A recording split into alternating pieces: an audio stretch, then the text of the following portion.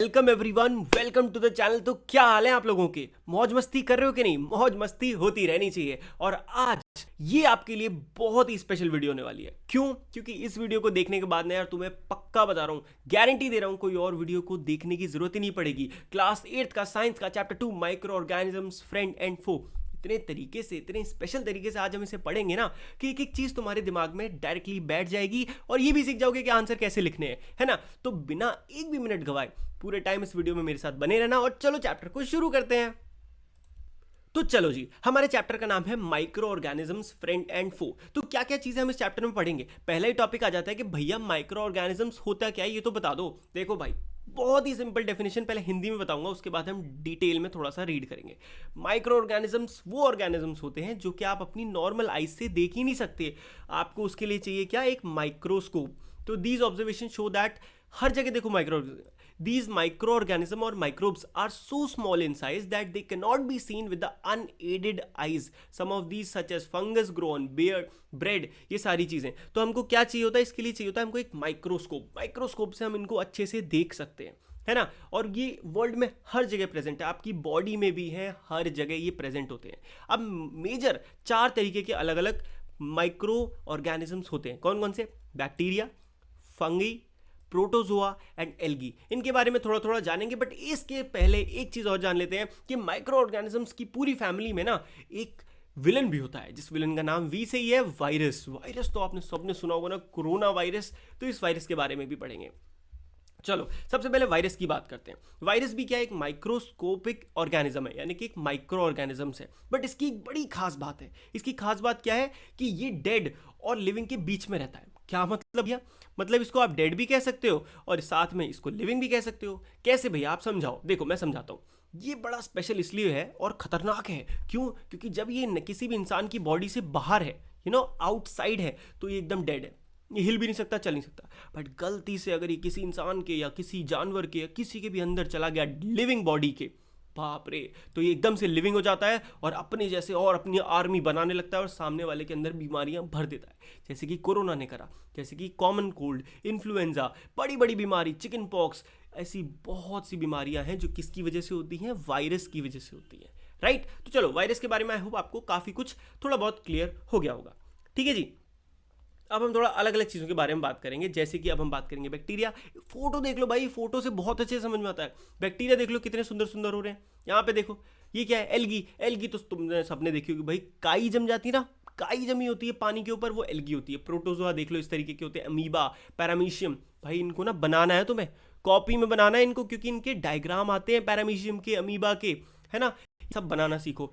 Bread mould, bread पे fungus जम जाता है ना, देखा है? ब्रेड पे कुछ दिन छोड़ दो तो उस पर फंगस जम जाता है, वही फंगी होती है, उसका नाम है ब्रेड मोल्ड। पेनिसिलियम और एस्पेरिजिलियस, ये सारे क्या है? ये सारी फंगी हैं।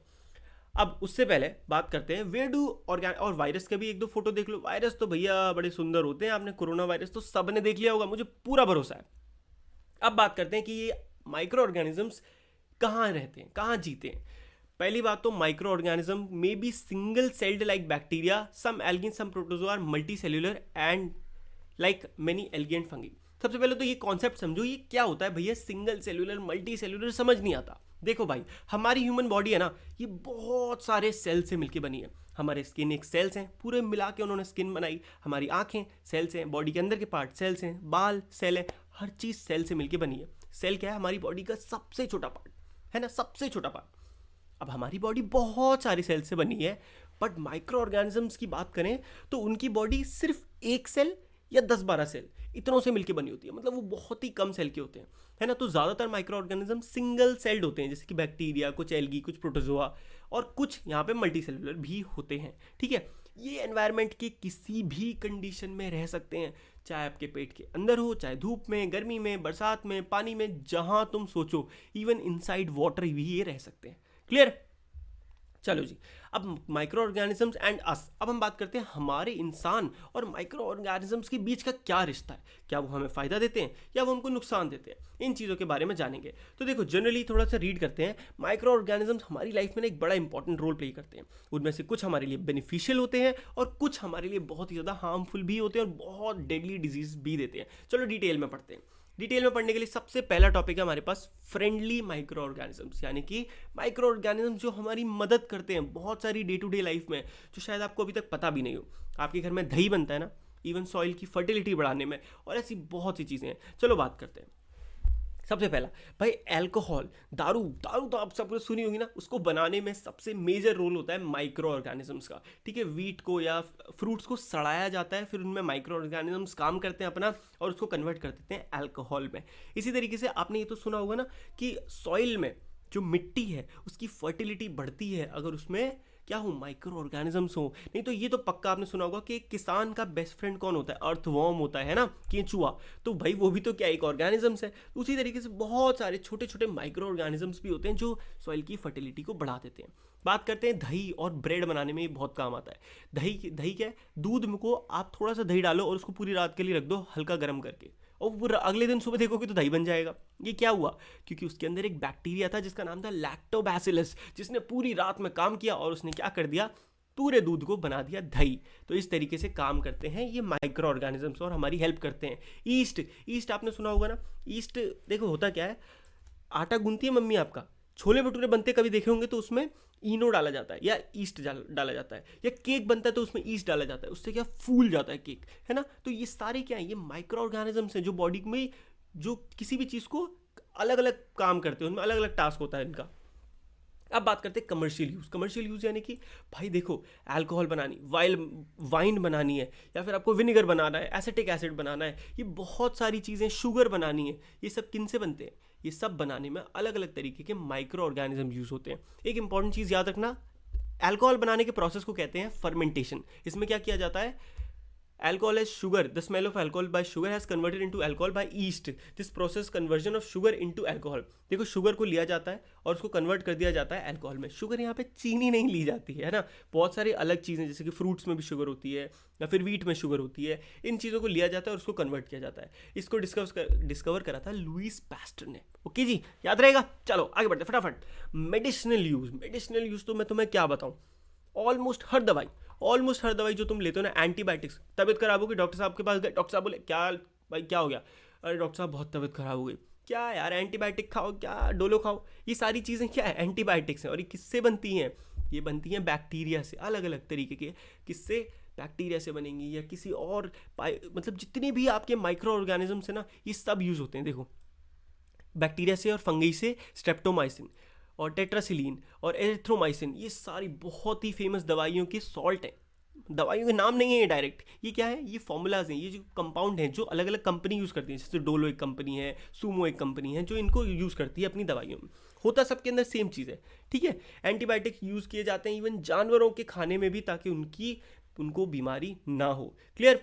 वैक्सीन देखो बहुत इंपॉर्टेंट है भाई। वैक्सीन तो हम सब ने वैक्सीन लगवाई है कि नहीं, पूरे इंडिया ने सब ने वैक्सीन लगवाई कोविड से बचने के लिए। तो आपको अच्छे से समझ में आ गया होगा कि वैक्सीन का क्या काम है।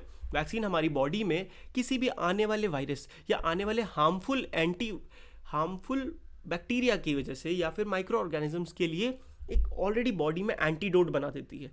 एंटीडोट पता है आपको, पहले से ऐसा माइक्रो ऑर्गेनिज्म बॉडी में डाल दो जो कि जब कभी भी अगर वो ऑर्गेनिज्म आए तो वो उससे लड़ने को तैयार रहे। तो ये काम करती है वैक्सीन, जो बचपन में ही बच्चों को लगा दी जाती है। या फिर देखो पहले हमें कोविड के बारे में नहीं पता था, बट अब जितने भी बच्चे पैदा होते हैं उनको ये वैक्सीन भी लगाई जाएगी एक टाइम पे। क्यों? क्योंकि अब ये एक नई बीमारी आ गई है। पहले चिकन पॉक्स की, हेपेटाइटिस की, ये सारी आप देखोगे आपके लेफ्ट शोल्डर पे एक छोटा सा निशान होगा, मम्मी से पूछ लेना वो किसका है। वो सारे इंजेक्शन जो हमें बचपन में वैक्सीन लगे हैं वो उसके निशान है, और वो बहुत सारी चीज़ों में काम आते हैं। इवन पोलियो की ड्रॉप हम सब ने पी है ना, वो किस काम आती है, वो भी इसी काम आती है कि वो हमें पोलियो से बचाती है। उसके अलावा सॉइल की फर्टिलिटी को इंक्रीज करती है, नाइट्रोजन फिक्सेशन। आगे जाके अब इस पूरे चैप्टर के एंड में हम नाइट्रोजन साइकिल को बहुत ही अच्छे से पढ़ेंगे। तो वो भी क्या है, वो किसकी वजह से पॉसिबल हो पा रहा है, माइक्रो ऑर्गेनिजम्स जो है वो नाइट्रोजन को कन्वर्ट करते हैं और सॉइल को बना देते हैं बहुत ज़्यादा फर्टाइल। क्लियर।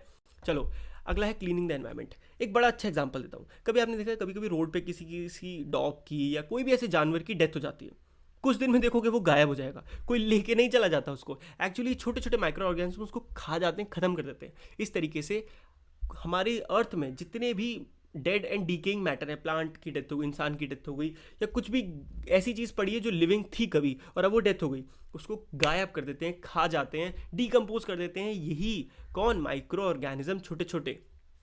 आया समझ में? चलो आगे। मैं बहुत ज़्यादा रीड नहीं कर रहा हूँ क्योंकि मैं आपको बहुत ही फटाफट तरीके से सब कुछ अच्छे से समझाना चाहता हूँ। इतना टाइम किसके पास है कि नहीं? अब बात करते हैं हार्मफुल माइक्रो ऑर्गेनिज्म की। कैसे हार्मफुल, मतलब अभी हमने बात करी भाई बहुत हमें फ़ायदा दे दिया। भैया अब ये बताओ ये नुकसान, भाई नुकसान तो पूछो मत। जितनी बीमारी होती है, पैथोजेंस क्या होता है? ऐसी पैथोजेंस वो माइक्रो ऑर्गेनिजम्स होते हैं जो हमारी बॉडी में आके हमें अलग अलग तरीके की बीमारियां दे देते हैं, उन्हें हम कहते हैं पैथोजेंस। अब disease causing micro organism human body में कौन कौन से होते हैं? उससे पहले बात करो भैया डिजीज क्या होता है। डिजीज क्या है? सिंपल शब्दों में बीमारी। बीमारी जो हमारी बॉडी को नॉर्मल से अलग कर देती है, यानी कि वीक बना देती है। अब बीमारी दो तरीके की हो सकती है, पहला कम्युनिकेबल और दूसरा नॉन कम्युनिकेबल। भैया कम्युनिकेबल मतलब देखो, कम्युनिकेबल नाम से पता चलता है जो कम्युनिकेशन से फैल जाए। हाथ मिलाओ फैल गई, गले मिलो फैल गई, बातचीत करी फैल गई, छींक मार दी फैल गई। एग्जाम्पल तुम बताओगे, बोलो बोलो।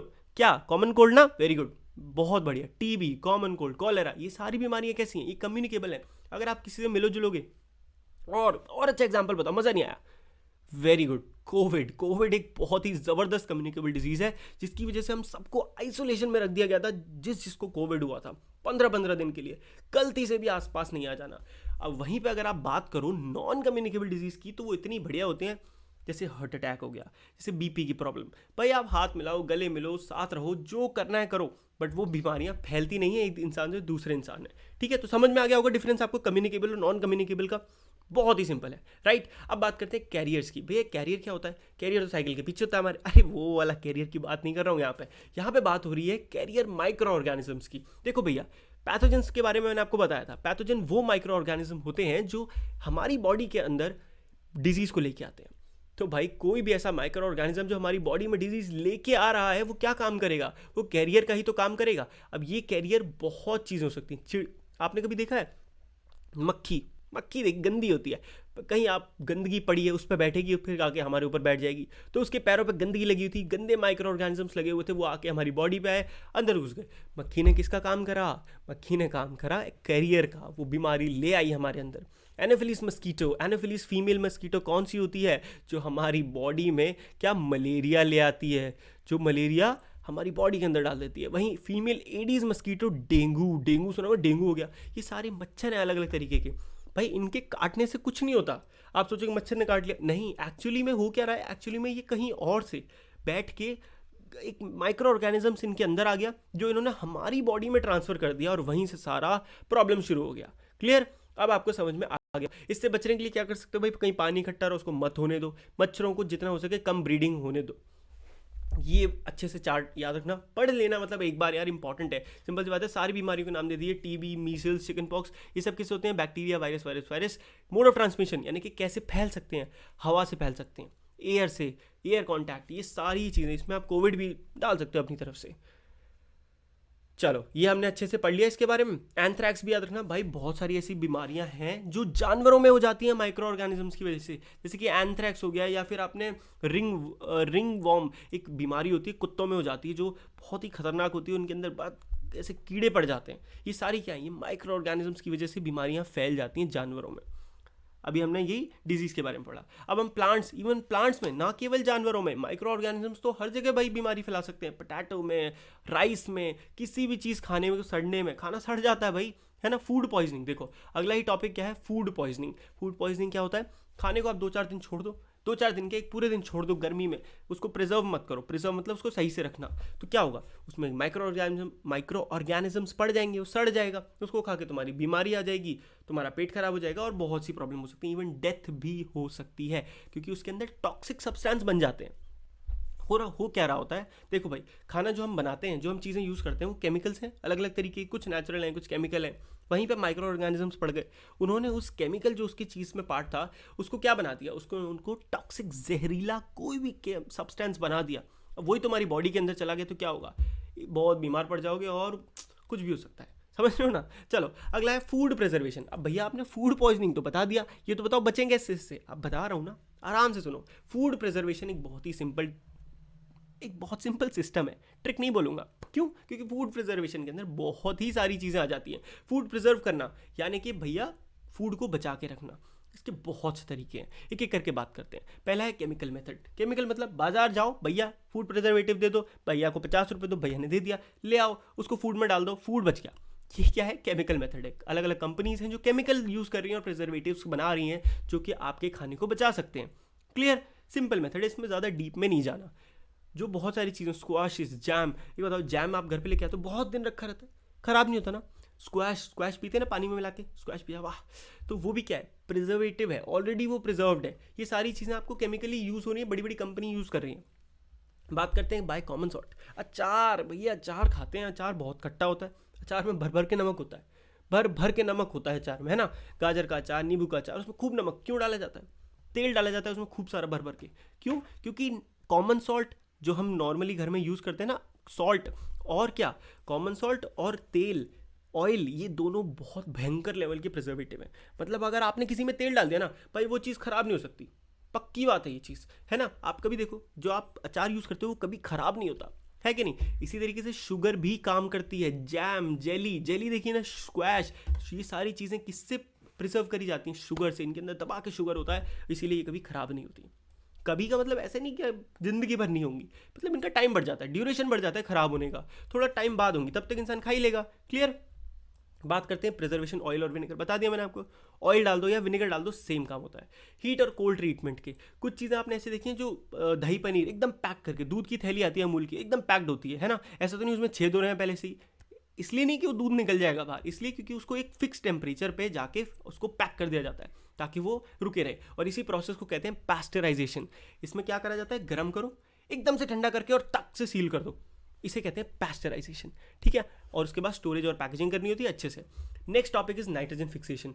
नाइट्रोजन फिक्सेशन हम साथ में पढ़ेंगे नाइट्रोजन साइकिल के, वहीं पे आपको मैं अच्छे समझाऊंगा कि नाइट्रोजन साइकिल किस तरीके से काम करती है। चलो जी, नाइट्रोजन साइकिल पे आ जाते हैं। अब देखो, नाइट्रोजन साइकिल एक ज़बरदस्त बढ़िया चीज़ है। होता क्या है, हमारे एयर में ना 77%, हमारे पूरे अर्थ पे सबसे ज़्यादा क्या है, नाइट्रोजन है, सबसे ज़्यादा है नाइट्रोजन। तो अब वो यूज़ कहाँ हो रही है भैया, उसका क्या काम है। देख भाई, पूरे एटमॉस्फेयर में नाइट्रोजन है, सॉइल में भी नाइट्रोजन है। अब होता क्या है, एटमॉस्फेयर में बहुत सारी नाइट्रोजन थी, हुआ क्या, कुछ नाइट्रोजन फिक्सेशन बैक्टीरिया थे, उन्होंने नाइट्रोजन को फिक्स कर दिया। भैया फिक्स कर दिया मतलब, देखो इस वर्ड को अभी फिर समझाऊंगा आगे जाके, पहले उससे आगे वाला समझो। अब होता क्या है, नाइट्रोजन एयर में जो थी गैस की फॉर्म में थी, किस फॉर्म में थी, गैस की फॉर्म में थी। बट कुछ बैक्टीरिया थे जिन्होंने क्या करा, उस गैस की फॉर्म को पकड़ा और उसको कन्वर्ट कर दिया नाइट्रोजनस कंपाउंड में, यानी कि सब्सटेंस में कन्वर्ट कर दिया, जो कि जानवरों के अंदर जा सकता है या प्लांट्स के अंदर जा सकता है। ठीक है, कन्वर्ट कर दिया तो वो किस में आ गया, सॉइल में आ गया। अब ज़मीन के अंदर, अब भाई बहुत सारे प्लांट हैं, प्लांट्स की जड़ें हैं जो नीचे आ रखी हैं, इन जड़ों ने एब्जॉर्ब कर लिया नाइट्रोजन को। अब नाइट्रोजन एब्जॉर्ब हो गया, प्लांट्स के पास आ गया, तो उनको भाई नाइट्रोजन मिल गया जो बॉडी में उनके फ़ायदा कर रहा है। उसके बाद क्या हुआ, जानवर, हम भी जानवर हैं, प्लांट्स, जो प्लांट्स खाते हैं, बहुत सारे जानवर हैं जो प्लांट्स खाते हैं, हम भी सब्जी खाते हैं, इनके थ्रू ये हमारी बॉडी में भी आ गया नाइट्रोजन साइकिल। देखो नाइट्रोजन घूम कैसे रही है, हमारी बॉडी में भी आ गया। अब भाई हम फ्रेश होने जाते हैं ना, एक्सक्रीट करते हैं, जानवर भी एक्सक्रीट कर देते हैं कहीं पे भी, तो उसके थ्रू क्या हुआ, या फिर वो उनकी डेथ हो गई जानवरों की, तो अंदर जो बैक्टीरिया था बॉडी के, या फिर जो हमने एक्सक्रीट करा उससे जो निकला, वो वापस किस में चला गया, वो वापस सॉइल में चला गया कि नहीं गया। अब उसके बाद क्या हुआ, वापस सॉइल में जाने के बाद कुछ ऐसे गजब के बैक्टीरिया थे जिन्होंने इसको वापस से किस में कन्वर्ट कर दिया, गैसियस नाइट्रोजन में। क्या करा, गैसियस नाइट्रोजन में। अभी तक ये थे कंपाउंड में, एक नाइट्रोजनस कंपाउंड था, अब इसको वापस कुछ बैक्टीरिया ने कन्वर्ट कर दिया किसमें, नाइट्रोजनस गैस में। और ये जो नाइट्रोजन का जो चेंज होता है ना, क्या, नाइट्रोजन को गैस से कन्वर्ट करना कंपाउंड में, और कंपाउंड से, कंपाउंड मतलब सॉलिड फॉर्म में, और कंपाउंड से वापस गैस में, इसे ही कहते हैं नाइट्रोजन फिक्सेशन। और नाइट्रोजन का पूरे एटमॉस्फेयर में इस तरीके से घूमना, इसे कहते हैं नाइट्रोजन साइकिल। आई होप आपको ये चीज़ एकदम अच्छे से क्लियर हो गई होगी। तो पूरा चैप्टर खत्म हो चुका है और फाइनली चलो फटाक से एक बार क्विक रिवीजन करते हैं। एल्गी हमने पढ़ लिया, एंटीबायोटिक्स के बारे में मैंने आपको बताया, ये वो माइक्रो ऑर्गेनिजम्स होते हैं जो हमारी बॉडी में डिजीज को प्रिवेंट करते हैं। एंटीबॉडीज, बैक्टीरिया, कैरियर के बारे में अच्छे से पढ़ा, कम्युनिकेबल डिजीज तो समझा ही दिया था, फर्मेंटेशन, अल्कोहल कैसे बनती है, fungi, lactobacillus, microorganism, nitrogen cycle, nitrogen fixation, pasteurisation, pathogen, preservation, protozoa, rhizobium, vaccine, virus, yeast, और ये सारी ही चीज़ें हमने अच्छे से डिटेल में डिस्कस करी हैं, है कि नहीं। आई होप आपको पूरा चैप्टर का एक क्विक ओवरव्यू मिल चुका है। और अगर आपको वीडियो अच्छी लगी है तो वीडियो को लाइक करना। और इस पूरी सीरीज़ है जो 20 मिनट्स वाली सीरीज़ है ना भाई, इसको मतलब मुझे बहुत ज़रूरत थी इस सीरीज़ की, अगर आपको भी लगता है ज़रूरी है तो इस वीडियो को लाइक कर दो। ठीक है, मिलते हैं नेक्स्ट वीडियो में, तब तक के लिए goodbye, take care and मौज मस्ती करते रहिए।